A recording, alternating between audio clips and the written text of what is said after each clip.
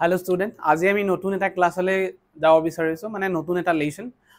হেতু নাম হল সামাজিক অসমতা আৰু পৃথকীকৰণৰ আৰ্হি মানে pattern of social inequality and exclusion গতিকে এই ইউনিটটোত আমি বিশেষকৈ আমি যদি চাওঁ ইয়াত আমাৰ কোনগিটাৰ কথা বিশেষকৈ আমি অধ্যয়ন কৰিব লাগিব যে অসমতা আৰু পৃথকীকৰণ সমাজত কিয় আহে দ্বিতীয়তে কৈছে যে সামাজিক অসমতানো কি আমাৰ সমাজত কেনে ধৰণেৰে আহে তাৰ পিছত কৈছে যে এই সামাজিক অসমতাৰ লগত ইয়াৰ জড়িতটো কি জড়িত হৈ আছে যে সামাজিক স্তৰীকৰণৰ কথা জড়িত হৈ আছে সামাজিক স্তৰীকৰণৰ কথা ক'বলৈ যোৱাৰ লগে অৰ্থ আৰু ইয়াৰ ডেফিনিশ্যনটো চাম আমি তাৰ লগতে আমাৰ সামাজিক স্তৰীকৰণৰ যেটো ফ্ৰম তাৰ কথা কম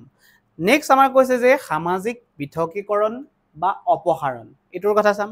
নেক্সট কাষ্ট এণ্ড ক্লাছ ঠিক আছে এতিয়া আমি যদি লক্ষ্য কৰো প্ৰথমে আমি চাব লাগিব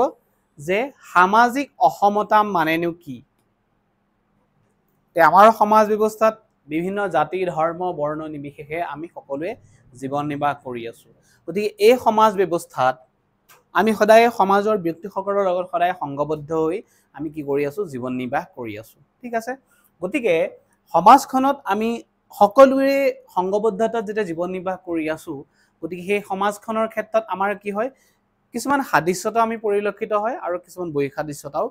সিমিলাৰিটিজ এণ্ড ডিসিমিলাৰিটিজ আহে পাৰচনৰ ক্ষেত্ৰত গতিকে এই সাদৃশ্যতা বুলি কোৱাৰ লগে আমাৰ কিছুমান সকলো ব্যক্তিৰ মাজত কিছুমান ব্যক্তিত্ব মিলিবও পাৰে ঠিক আছে তাৰ লগতে আমি যদি লক্ষ্য কৰো বৈসাদৃশ্য বুলি কোৱাৰ লগে আমি কি কথা কম শাৰীৰিক বৈসাদৃশ্যৰ কথা ক'ব ডিসিমিলাৰিটিজ নেক্সট আমি লক্ষ্য কৰো মানসিক বৈসাদৃশ্যতা পুৰুষ মহিলাৰ বৈসাদৃশ্যতা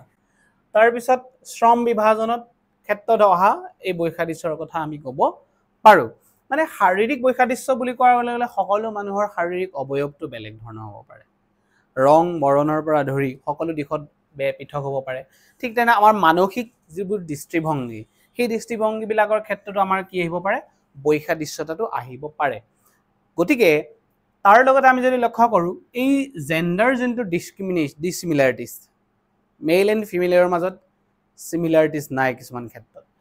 ঠিক তেনেদৰে আমাৰ ডিভিজন অফ লেবাৰৰ কথা যদি লক্ষ্য কৰো শ্ৰম বিভাজনৰ কথা যদি আহে তেতিয়া আমি অসমতা দেখিবলৈ পাওঁ সেইকাৰণে ওভাৰঅল কৈছে সামাজিক অসমতা কোনগিটা দিশৰ জৰিয়তে সামাজিক অসমতা হৈছে যে সমাজত যেতিয়া ব্যক্তিসকলৰ মাজত বিভিন্ন ক্ষেত্ৰত কিছু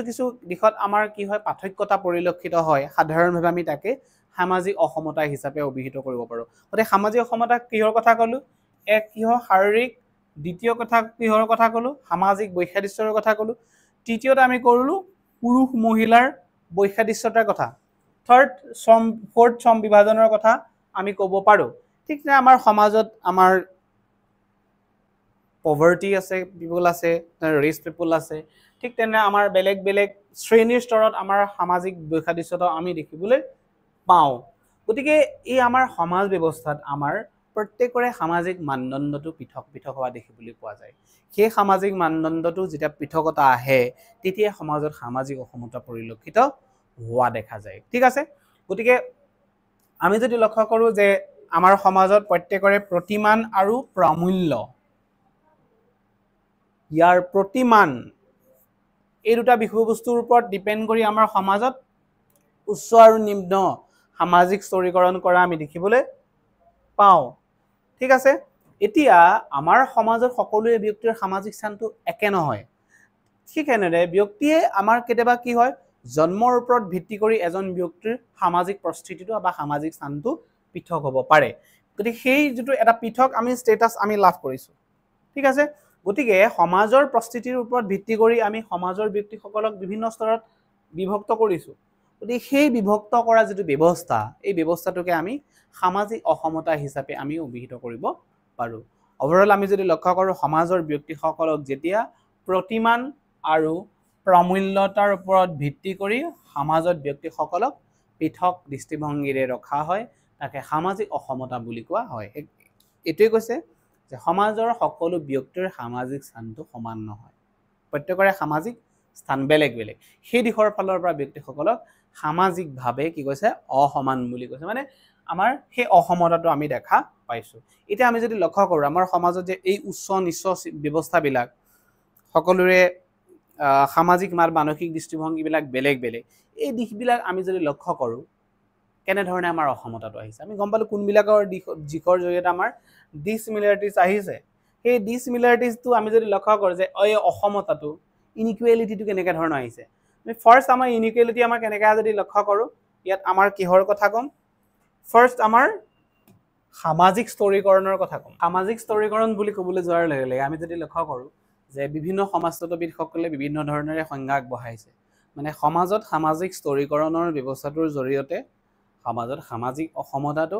আহিছে বুলি আমি অনুধাৱন কৰিব পাৰোঁ ঠিক আছে গতিকে সামাজিক স্তৰীকৰণ বুলি ক'বলৈ যোৱাৰ লগে লগে এটা খুব এটা ঐতিহাসিক এটা বিষয়বস্তু যি ব্যৱস্থাৰ জৰিয়তে সমাজখনক বিভিন্ন স্তৰত বা সমাজৰ ব্যক্তিসকলক বিভিন্ন স্তৰত উপনীত কৰা আমি দেখিবলৈ পোৱা গৈছিল বা সমাজৰ বিভিন্ন স্তৰত বিভক্ত কৰা আমি দেখিবলৈ পোৱা গৈছিলোঁ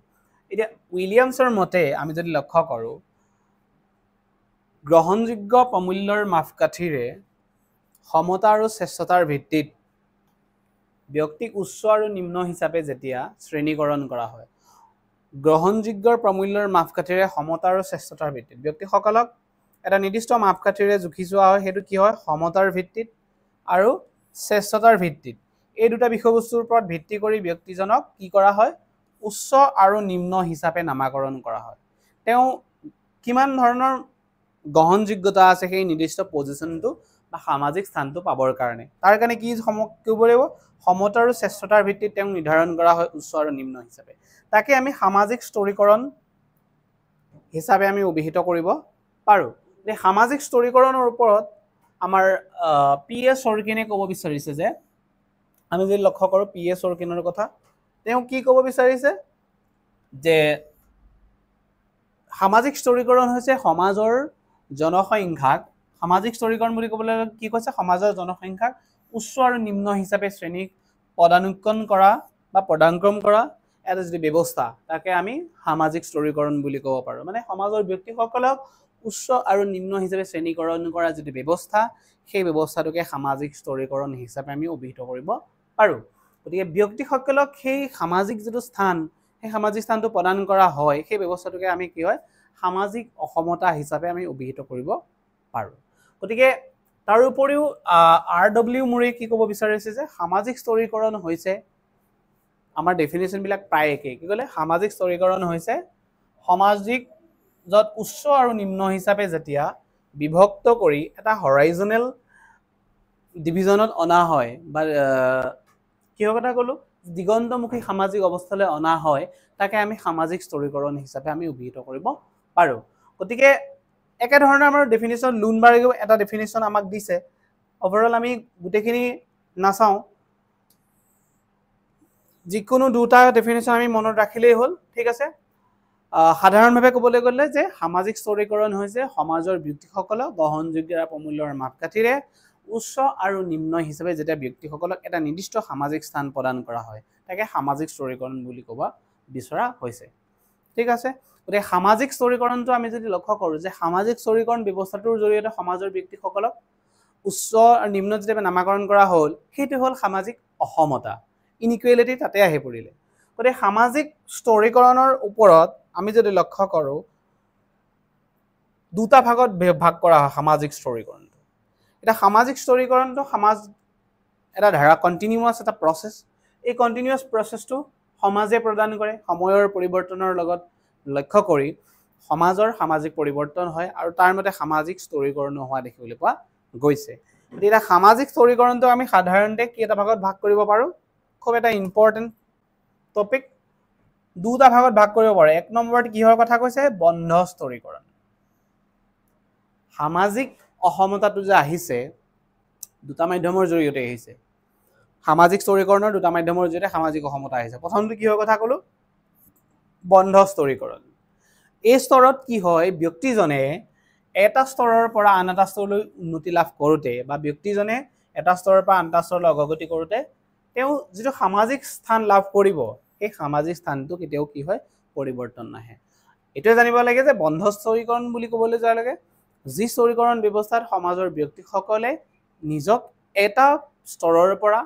এটা ষ্টেজৰ পৰা মানে আন এটা ষ্টেজলৈ তেওঁ কৰিব নোৱাৰে নিজক চেঞ্জ কৰিব নোৱাৰে বা পজিশ্যনটো চেঞ্জ কৰিব নোৱাৰে সেইটোক আমি কি হৈছোঁ ক্লোজ ষ্টেটিফিকেশ্যন বুলি কৈছোঁ বন্ধ স্তৰীকৰণ কমপ্লিটলি মানে তেওঁ ষ্টেজটো কি হয় কমপ্লিটলি ক্লোজ ইয়াত অপেন নাই গতিকে উদাহৰণস্বৰূপে কেতিয়াবা আমাৰ আহিব পাৰে ক্লোজ ষ্টেটিফিকেশ্যনৰ এক্সাম্পল কি কথা ক'ম আমি ইণ্ডিয়ান কাষ্ট চিষ্টেমৰ কথা ক'ম ভাৰতীয় জাতি ব্যৱস্থা